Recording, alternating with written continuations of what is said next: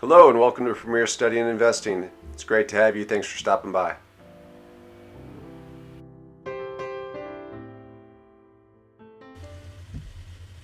Bond investing. So we saw something similar to this in the video, or you've seen it other places, but you're going to have the yield curve, which we talked about, which generally the idea is that if I take a 30-year bond versus a 20, I know these aren't spaced right, but it's okay, versus a 10, right? I'm getting myself into a longer term agreement on the 30 as compared to the 10.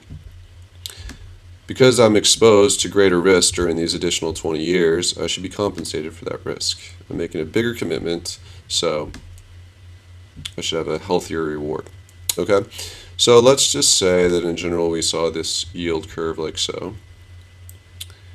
And let's just say this is 2022.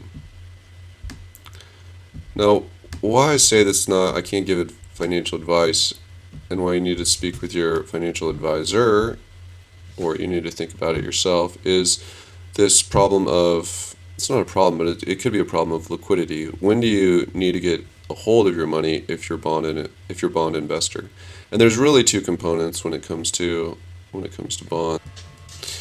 It's the yield that you get, which is going to be stated on the face of the bond. So let's say that you're a 10-year bond investor here. So your income, okay, so your income is really made up of two components. It's an I, income. You could say it's the yield in percentage, and it's going to also be plus some component of your, let's call it price change, PC, okay? So this yield is stated on the 10-year bond. Like we just saw, if you get a 10-year current, something like 3.16%, you're going to expect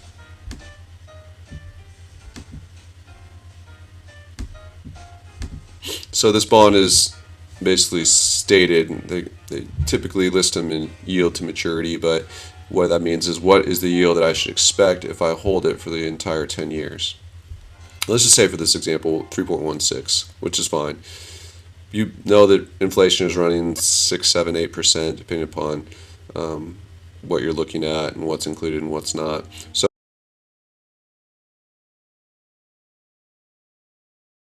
you're kind of like willingly taking a loss by being a bond investor, but there's also this price component part, right? And this is kind of a question mark. One of the problems that could happen, let's just say that you bought here in, let's just say January, and we're on the 10 years. So let's just say in a different color that you bought here, January of 2021, you got into the 10-year bonds. And so at that point, you were getting 1.5% on the yield. And what has happened is essentially we've worked halfway here up through 2022. This is 2022.5, right? We're about halfway through the year. And we know that the yields have come up. Interest rates have come up, which means this part has come down. So we saw this just from, I think the 10-year bonds were down, somewhere between 8 to 10%.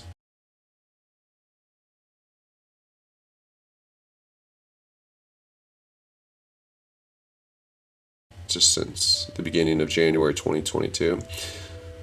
So this means that you probably got your 1.5%, but then you lost money on this, so you're down in your position. The concern is, we know, and if you watch the Meldrum video, that they're planning on continuing to increase rates through 2023.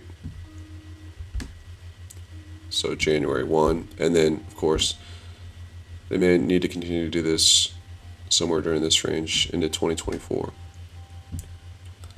So let's just say, just for fun, that you bought let's just say you bought into a bond ETF, 10-year bond ETF that we saw, say from iShares or Vanguard, and let's just say you paid, a simple number, you paid $100 here for it. Okay, so you're going to get, whether they pay like monthly or quarterly, basically we're expecting the interest rates to go up, and then because there's a lot of debt in the system, And if we do actually go into a recession, central banks typically want to drop interest rates. That's exactly what they did when we had the COVID crash. They tried to stimulate the economy by printing a lot of money, giving out a lot of benefits, and making borrowing very cheap. So in 2020, we're more like down here. I shouldn't say 2020. Yeah, 2020. We saw in the video we were down here at, they dropped it really big time. Somewhere down to like 0.5%, depending upon, we were looking at the 10-year, so this was down at like, this is like 0.5% on the yield on the 10-year, something like this, right? Move this up a little bit. Okay, but you bought here and you paid $100. What's going to happen is you will get your 3.1%, and as interest rates come up, the price on this is going to drop. It's going to drop to, let's see, 10% loss on this bond, we said.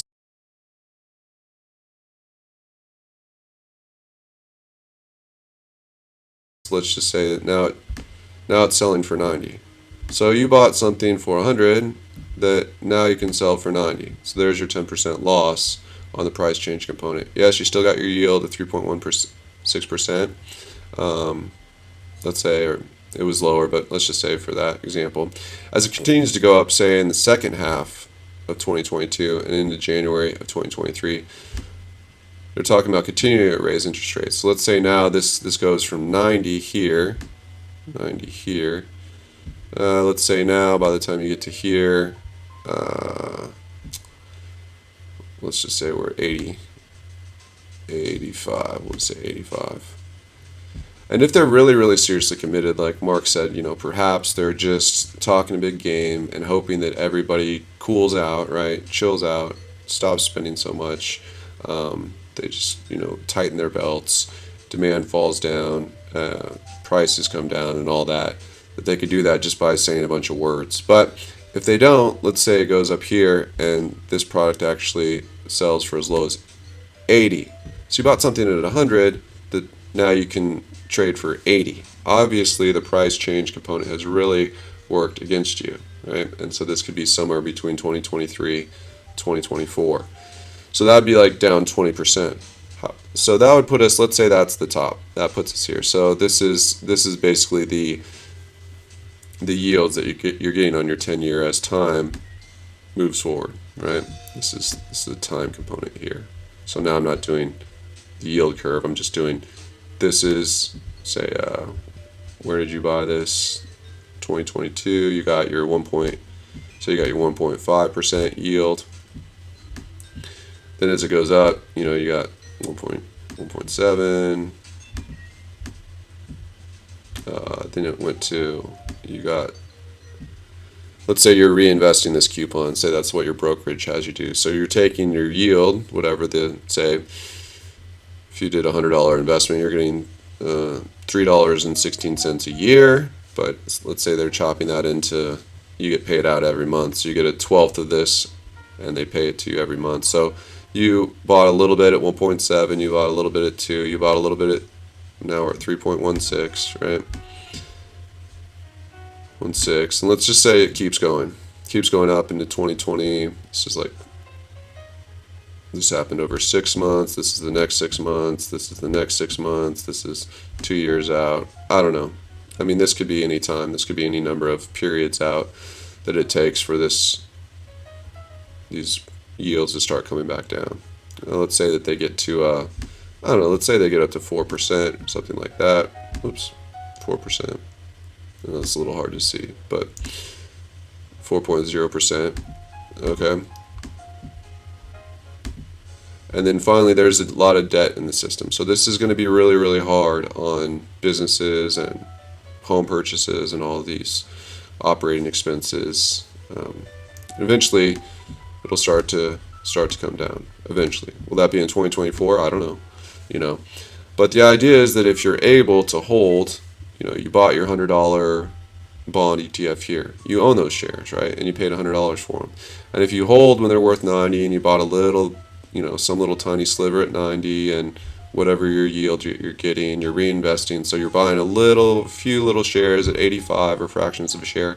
You're buying a little bit at 80. Then as we start to reverse, you're buying a few more at 82, and then some at 88, some at 92, 95, 98. And you get back here. Finally, eventually, you get back here and you weather the storm. You held throughout this whole period because you're 40 years old or something, or you're in your IRA, and it's not a big deal. You're a long-term investor, and it's no big deal. You're not forced to sell out here at these losses, 90, 85, 80, even though you maybe didn't buy at the sweetest time.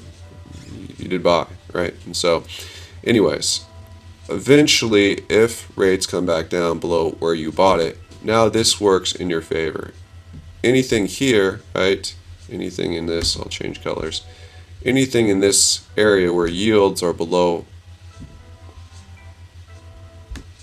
where you bought, these prices are going to come down. And this price change now in this red area is going to work in your favor. Right? So you're always going to get this locked in. This is the question mark. And what the Fed is saying and what everyone is expecting is we're headed up, which is going to drive your prices down on your bonds. If you want to wait and buy more up here, a big chunk up here, that might be one way to do it. But a lot of times people de-risk, you could say, during this crazy pandemic era from 2020 to 2022 by getting into bonds, which means they bought somewhere in this range, right? And we're headed up, and all of this price action on the bonds is going to be bad until they come back down to this level, and that may be a long time. I mean, I have no idea how long this could drag out, but my sense is, and again, this is where you got to do your own research and come up with some ideas and talk to your financial advisor, but we are going to have a tough time with the 10-year above 4, above 5-6%, in my opinion, because there's a lot of consumer debt, there's a lot of credit card debt, there's a lot of debt in the housing system, there's a lot of government debt. So if we do end up going into a recession, then one of the things that the Fed is going to want to really be forced to figure out is, do we want to cut these rates back down and come back down to these lower levels, which would help you, right? Come back down this direction, which should start improving this price component for you, or do they want to continue to fight inflation and leave these levels elevated, and we're just going to have a really, I mean, as far as I see it, you would have a tougher time having a short recession. You would have to really grind through that recession with elevated interest rates, which is going to make investments in business more expensive. People are going to want to put that off, right? Just like no one wants to really buy a house, right? When you could have got it for cheaper 2 years ago, right? You could have locked in a low interest rate. Now you got to pay like 5% on your mortgage. People don't want to. It's like people don't want to pay 5% on the mortgage when I could have just paid 3%. So this is the same thing that CEOs would be thinking. I don't want to buy a bunch of equipment or hire a bunch of people and do all that stuff, especially the equipment. If I have to pay for it with debt and my cost of borrowing is high, right? So that's why typically, in order to end a recession, central banks will cut the interest rates, make money cheaper to get a hold of, and try to get more, business stimulated in that way. So it just depends how long you're willing to wait. And also, anytime you're getting even like say a 3% improvement, I should say yield is the right word, 3% yield on your bonds, that's fine. But anytime that inflation is running, like we saw in the video, 5%, that you're losing money. And a lot of people think this is an understated number, 5% inflation. Well, you're losing this, you're gaining this. It's obvious that, you net them out and you're still at a loss. So it is more defensive, but if you're taking these additional losses, the 10% we saw from here to here in 6 months, and then maybe another 10% on top of that. Now you're down 20% of your bond positions. And like we said, it's not a big deal if you have the drip and you're continuing to buy and you have, you can basically wait it out and sell out of your bond positions somewhere below where you bought in at. I'm just saying the same thing, but I want to make it clear what I'm saying, just so that you don't feel confused. You can be okay. I mean, you may not beat inflation during that time, but you're not going to have to sell at a loss if you're willing to ride it up and ride it back down. That could be a multi-year ride, 2025 or 2024, 2025. I don't know. No one. I mean, I don't know, but that's the type of thing that you should maybe go in when you go to speak with your financial advisor. Those are the types of things that you should have in your mind when you're talking about lowering risk. And I heard somebody who was really upset recently with their advisor for their mother-in-law because they said she got hurt really, really bad during the '08 crash. And they're like, what the heck were you doing? Like, why did you have this older lady, my mother-in-law, in this not my mother-in-law, but in this strategy, this high-risk strategy? And they just said, well, she said she wanted growth, which meant that she was mostly in like tech stocks and stuff like that. So so got hurt real bad. So you got to know what you're talking about when you go in with your financial advisor. You just can't go in blind and say like, what do you got? What do you got for me? Because, like I said, a lot of times, at least like Edward Jones, they have an agreement with certain companies. What is it? The Americas funds. So they have like a certain deal where it's financially beneficial for them to put their clients into America's funds. And so that's what they're going to be talking to you about. But maybe that's not where you want to be. I don't know. Best luck to you guys. I just try to share that since I get up in the mornings and study it on the weekends and learn about it. And I have been learning about it for a long time. And so hopefully that helps you just going forward in the rest of your life about how bond investing works and how to kind of interpret and apply some of that Mark Meldrum stuff, some of that stuff from the Fed, the FOMC meetings, the inflation numbers, in a more practical way where you can think about it a little bit more clearly. Sorry if it was long-winded, but I did want to be as clear as possible. Thanks so much.